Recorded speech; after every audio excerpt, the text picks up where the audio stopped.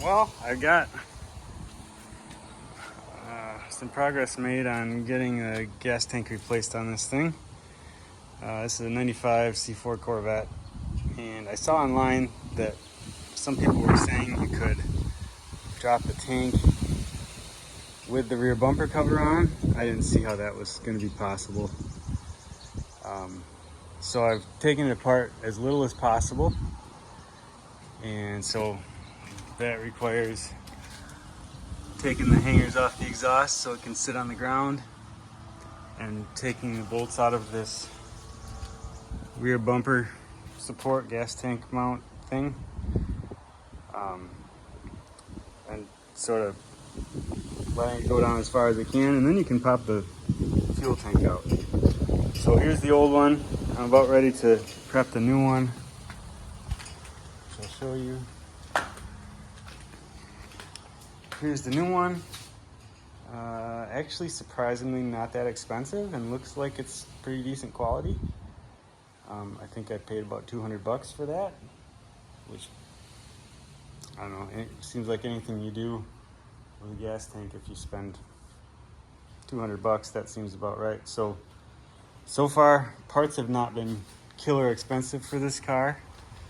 I have been kind of selective about what I replace.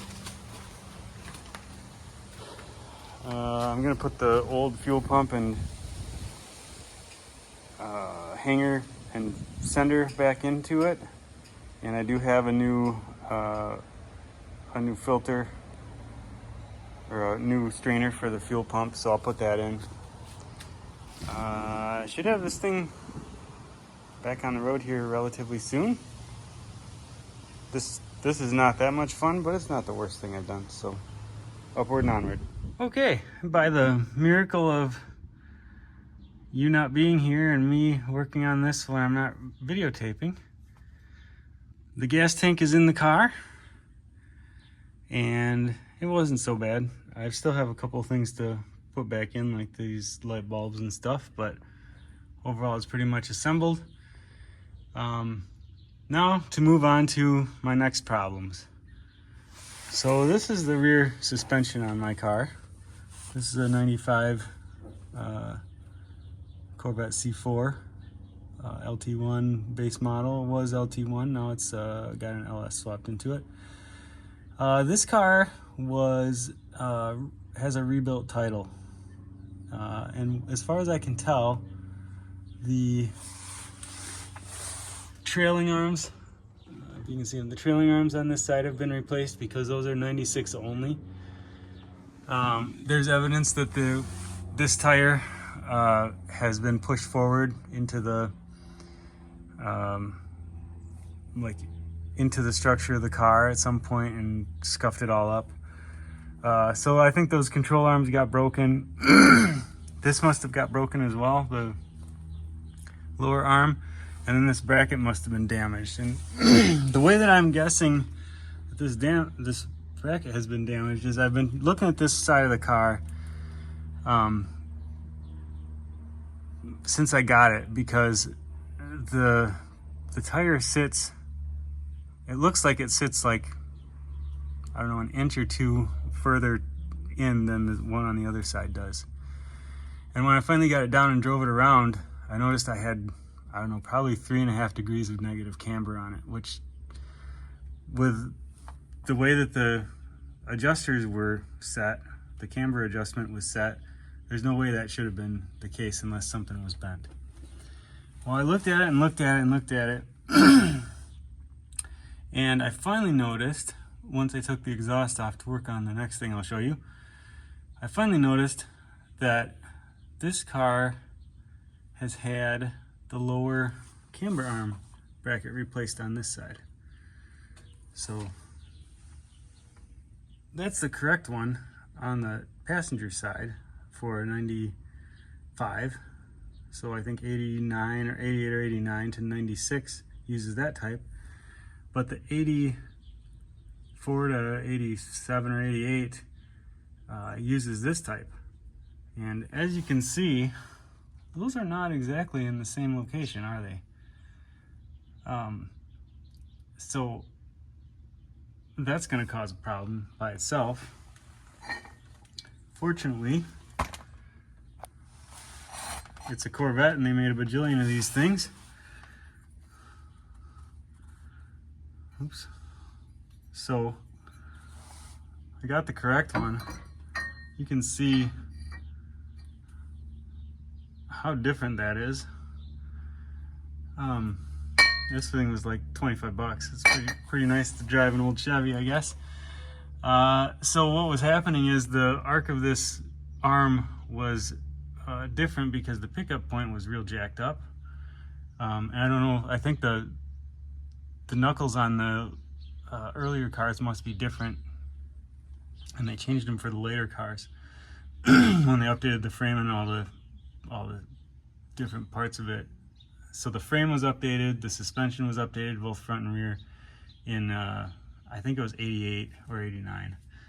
And so when they did that, they changed those brackets, and somebody thought they were all the same apparently and just slammed that baby on there. So that's part of my issue back here. I did drive the car around, and it runs better. It still doesn't run right, but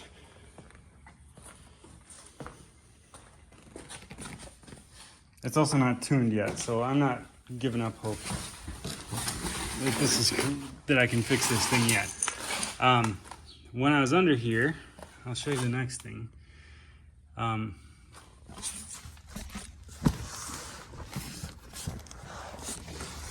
Give me a minute here. Did replace the fuel filter while I had everything all apart. I have a problem with my C-beam adapter. I know I was all proud of this thing, but as I'm looking at it, I am not that impressed with my work after seeing it for a while. So the car's running well enough that if you give it full throttle in first gear, rolling at 15 miles an hour, it'll spin both tires. I haven't had it over about 4,000 RPM because it still cuts out. I think I know what the problem is with that, but I'll wait to give you the details on that until I actually have it all figured out. But the thing that I am concerned about is, if you can see the bolts in the C-beam way back there, maybe you can't see this, are straight up and down like this, but the new ones up here are kind of, see if I can do this. So the old ones are like, that's the angle they're at, and the new ones are like that angle. And so my bracket here is bending because when you stand on it, the front of the pinion rises and you get a big force pushing up at the back of the transmission here where it's connected. And because of the way I've built this, it's not stiff enough, for one thing. And so when this pushes up, it kind of bends this open. And so, I don't know if you can see this or not, but see that corner there? I think you can see it. There you can see it. So the corner of that bracket up there was probably a good, I don't know, quarter to a half inch away when I assembled this all. And after I drove it and hammered it for a little bit, you know, didn't even get it over, you know, to its power peak or torque peak. And I wasn't being that hard on it. You know, I didn't power shift anything, and it's already bending. So that tells me that this is not strong enough to work. So I've got to redo this C-beam adapter, which so far has been my least favorite part of this project. So that's sort of unfortunate. But in order to make it reliable and not break down on me and leave me stranded and wreck stuff, I got to fix it. So that's where I'm at. It'll probably be a couple weeks before I give you another update, but wanted to check in with you just to make sure you know that I'm still working on it. And this is how these projects go. You make some progress and then you take some steps back. All right, well, I'm under the car and I don't think you can see Jack here, but I'll try to show you my new C-beam adapter. If I can get far enough away.